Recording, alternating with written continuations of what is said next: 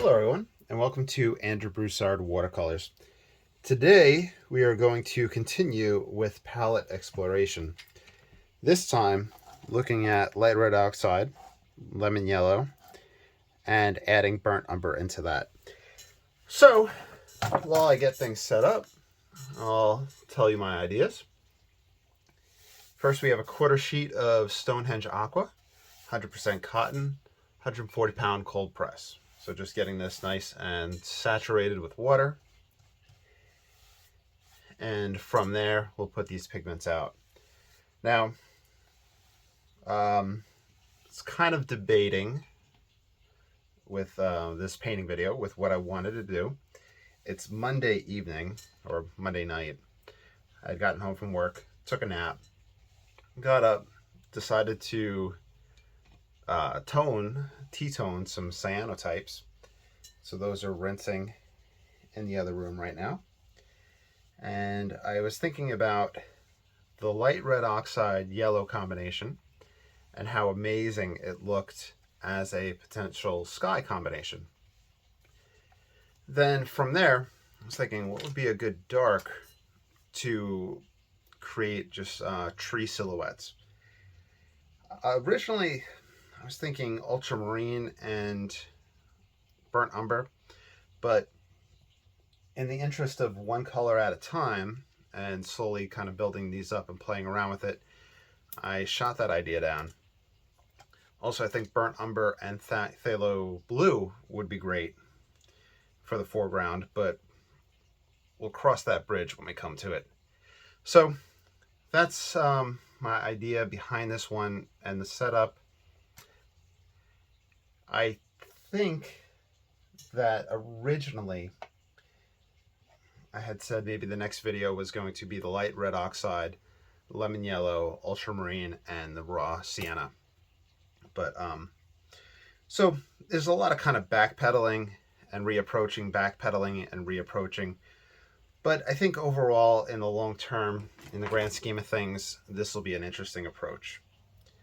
One of the classes that I teach is Math Essentials, and we use it to kind of supplement the algebra class that I'm currently taking.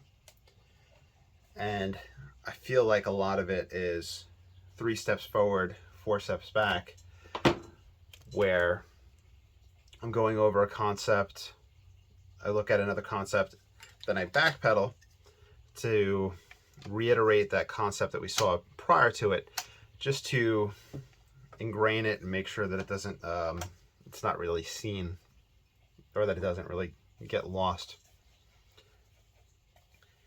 And I believe that's a pretty common approach in teaching in general, to always keep those concepts there for the students. For instance, if you were to teach something at the beginning of the school year and never show it again until the final, that might be rough. That's 8 months of them not seeing it. So let's jump into it. We're going to take the tonalist approach of wiping back and forth, which I always just mention Stuart Davies. He does it very, very well with oil painting. It's pretty common with the tonalist oil painters. And it's a mixture of the lemon yellow and the light red oxide.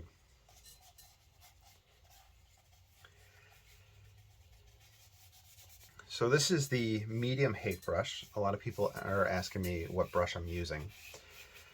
I use the medium hake brush. It's just kind of the one that I fell into that works for me.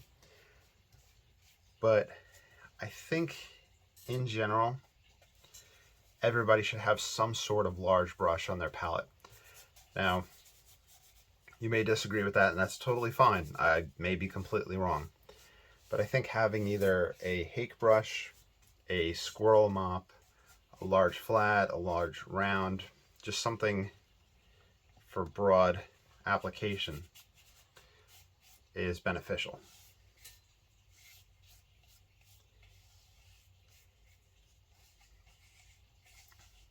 Now this scene's going to be imaginary, and I have been talking about the tendencies to be repetitive with imaginary scenes. So we'll try to switch up the landscape and see what we're working with. Okay. Let's push that around. We'll use our paper towel to lift out textures and highlights. You can leave it soft washes if you want. You could leave some textured washes. Whatever you prefer. Just have fun and explore. And if you don't like what you just did, you can go back in and re-wet it. That's the benefit of quality watercolor paper. Not all watercolor is created equal. Some watercolors cannot handle, papers cannot handle the large quantities of water or aggressive brushing. Okay, so now it's time to look for our composition. And we'll introduce our burnt umber. I love burnt umber by itself. I think that it's a fantastic solo color. And a few months ago, I did play around with burnt umber and raw umber. That was a really fun combination. So we'll see how it works with the lemon yellow and the light red oxide. I'll use this to create some semblance of a landscape.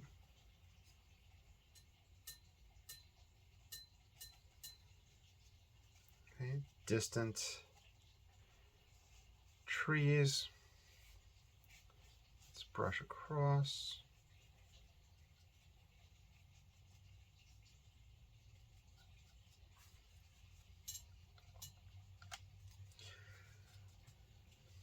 All right, so far, and we haven't explored any tonal shifts or any drying that'll take place, but I do like the burnt umber over these two colors.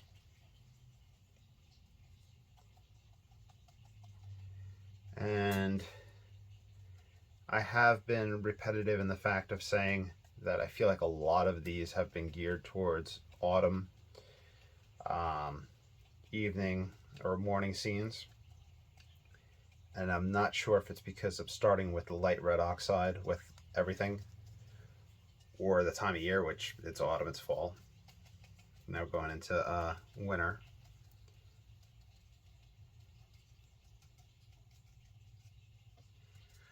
It seems like there's a granulation taking place, but I'm not sure what would be causing that.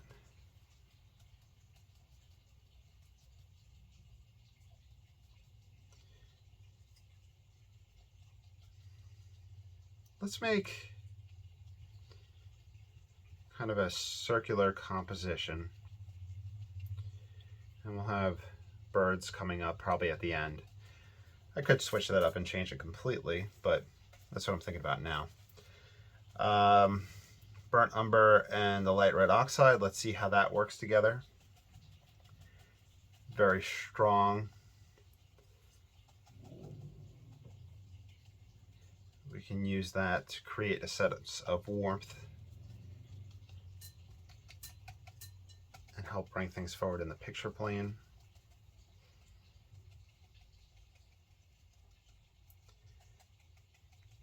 And we'll have to play around with our lemon yellow and see how that wants to interact.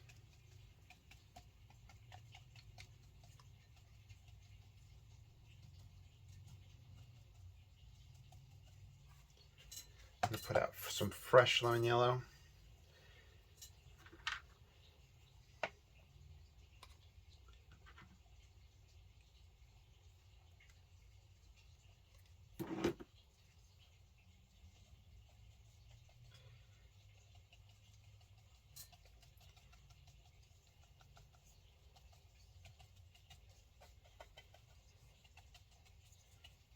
It might be overpowered by the other mixes.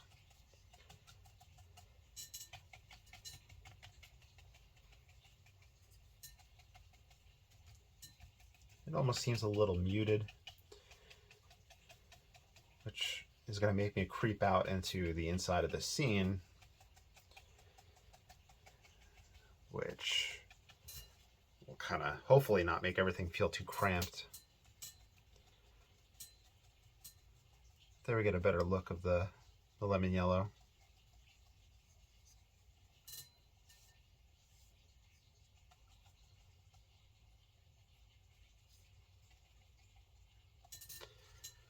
Okay, let's play around with our number 1 rigger.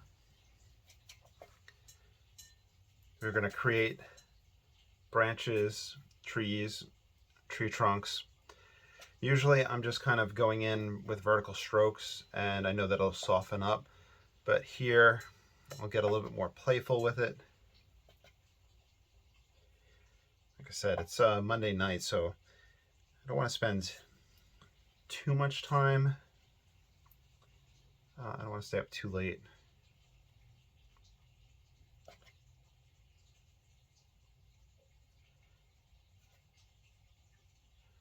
So we'll get a little bit more feel and movement with the brush. We'll experiment how scraping works. A lot of the heavily pigmented areas feel very wet still, so we'll have to see.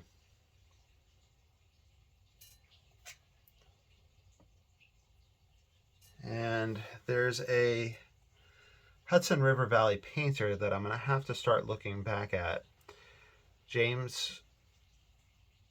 Francis Cropsey, I believe. A lot of his paintings had this palette to it, and it with kind of the addition of maybe alizarin, and looking at those might give a good feel for how these colors can be used. I'm not certain what his palette was, but that's the vibes that I'm getting from this. And I feel exploring master painter palettes is a good thing. To draw a parallel, and this is going to sound completely out of the blue, I'm going to grab some burnt umber while I do this to play around and tell this out of the blue story. When I was in college, and I believe I've talked quite a bit about having my degree in math and degree in physics, but also taking a lot of art classes to kind of stay sane while I was doing all this stuff, because math and physics is hard. I also, for some reason, took classes on classical Hindu music from India. And within the Indian music system, and this will make sense hopefully, there are like tons of different scales, tons of different modes. If you're familiar with music, modes are kind of, you have a scale set up and then you start your bass note on a different note within the scale, and the way the notes interact and sound together gives a different feel and a different vibe. And that's used in Western music as well. And to draw the parallel is that palettes and color schemes and application can be used for different emotional values. So if there's a painter that you like and you get certain, feels from them, see if you can find out what their palette is, or what color they're using, or what they're using to bring that emotion out of you.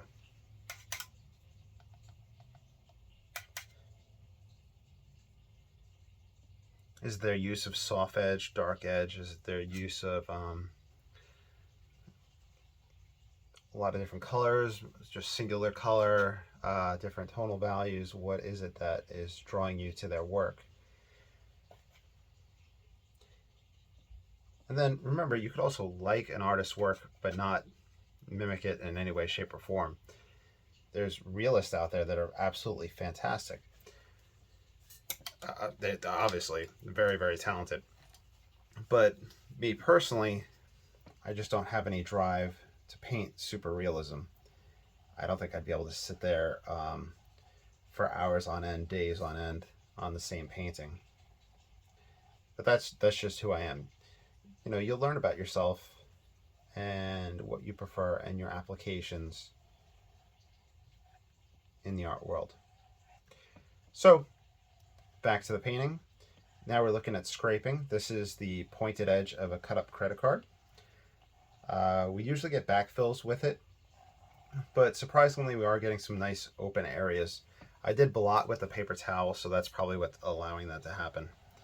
This gives us just more textural variety, more feel, more change within this foliage area.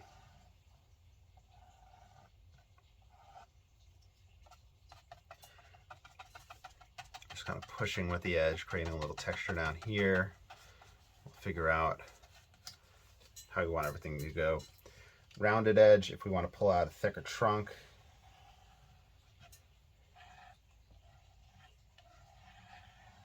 Once we do a dry off, we'll see how a dry brush effect works. So I'll pull out a big tree.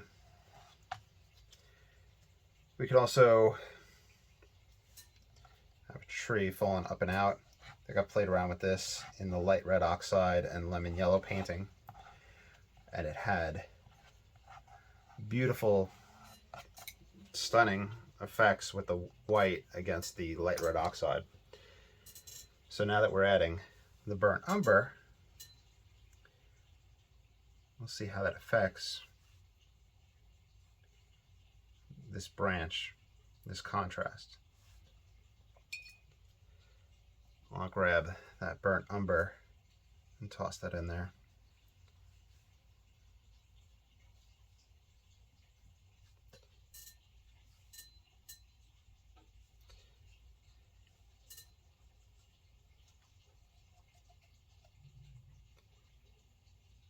All right. Comes up, over.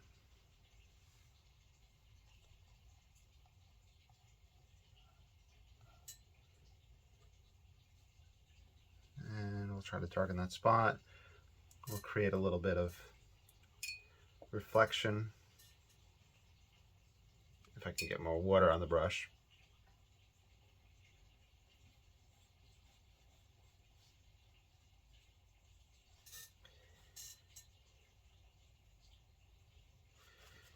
Okay, let's do our dry off. We'll see how everything looks, how everything shifts. Well, my blow dryer done kicked the bucket on me, so we'll have to work with where we are at. Wow, that's a great segue to hey, if you want to support this channel, I have links down below. They go to purchasing art supplies and all the art experiments. It's going to be time to buy a new blow dryer, it looks like. Alright, so we're going to take burnt umber. It's still damp, but it's fine. We did get some lightning take place.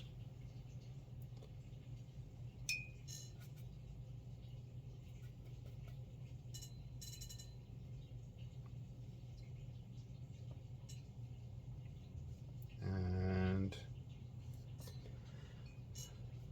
let's see, trying to get strong burnt umber to really build some solid foundations for these tree trunks. Trying to not really pass over the pre-existing branches that are there. And the purpose of that is to give us a sense of depth.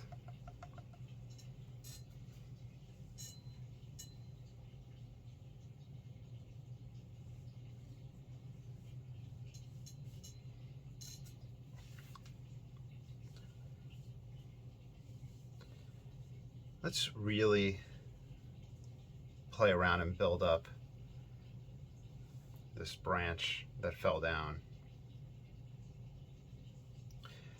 Just having fun creating calligraphy type strokes.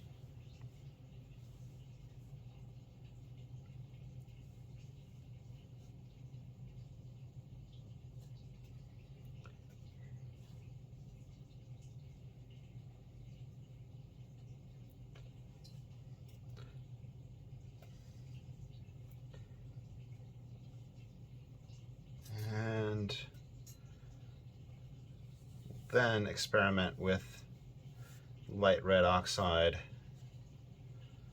on top, and we'll see how we can utilize lemon yellow as well. The one thing I really enjoy about lemon yellow, and I always say I have a hate-hate relationship with it because it always wants to push green for me just by even looking at it. Even thinking about it, it wants to push on the green side of things. But with this color combination and with the light red painting, it really held its own after the dry off, where it just kind of showed up. And due to the fast and loose nature of things, it really let a random approach happen. But I really do enjoy it.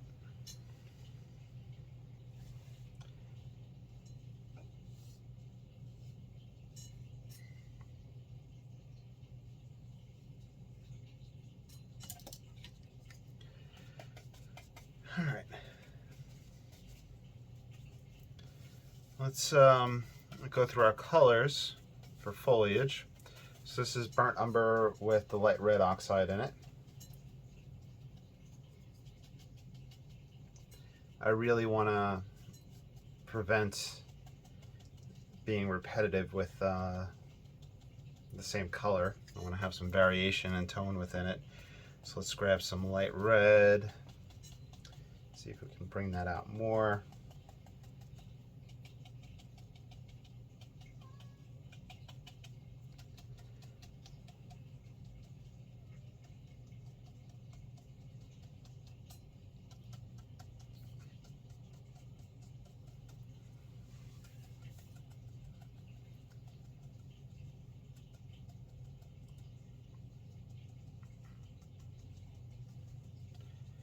I think a paper towel will be our friend here. Yep.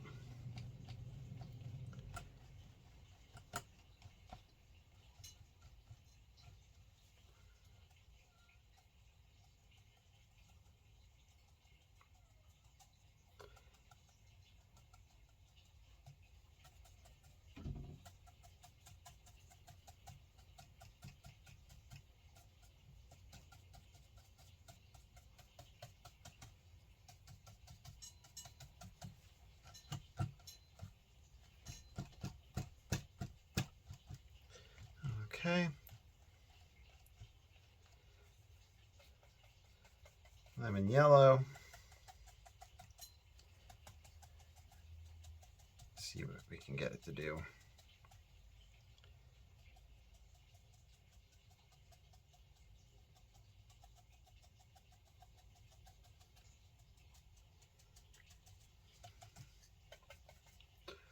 And while I'm playing around with this, I will say, of course, you are always welcome to follow along with any one of my tutorials.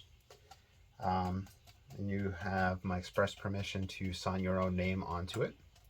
And you have my express permission to sell anything you do that whenever you follow one of these tutorials. It's your work of art. I want you guys to be successful. I want you guys to have money for art supplies. We all know how expensive art supplies are and how much fun it is buying them and playing with different ones. This is more burnt umber. Let me know in the comments below what you think color-wise would be the next that you would add to this color combination. So once again, it's light red oxide, lemon yellow, and burnt umber. If you were to add a fourth color, what would it be and why? What other palettes would you like me to explore, color combinations? What starting point would you like to see me start from? Because lately everything, like I said, has been light red oxide. A color I rarely use. I really don't use it that much.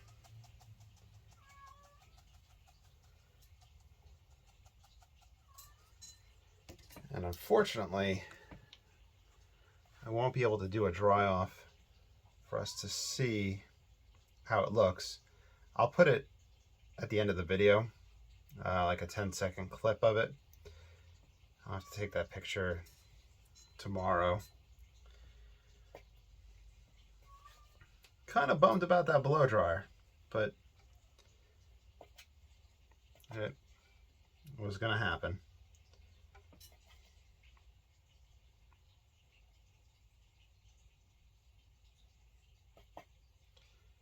Taking some more burnt umber. I think we could push the tonality and the darks if we had to dry off again.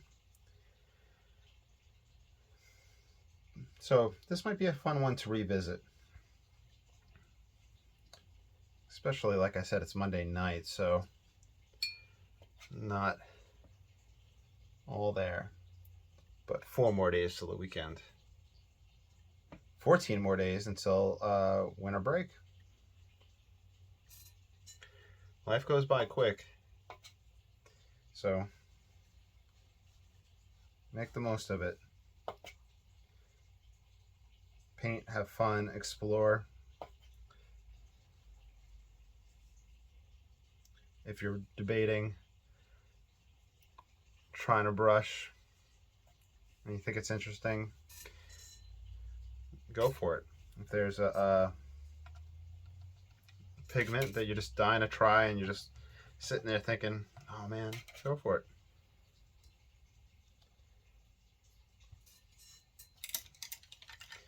Let's see. So in the interest of our restriction now, let's do a little bit of scraping.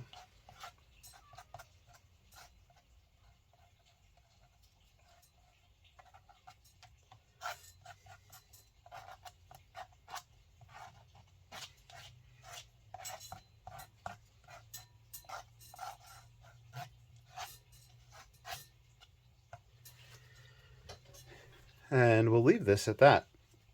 I hope you enjoyed. Let me know what you think below, and I will talk to you all soon. Have a great day.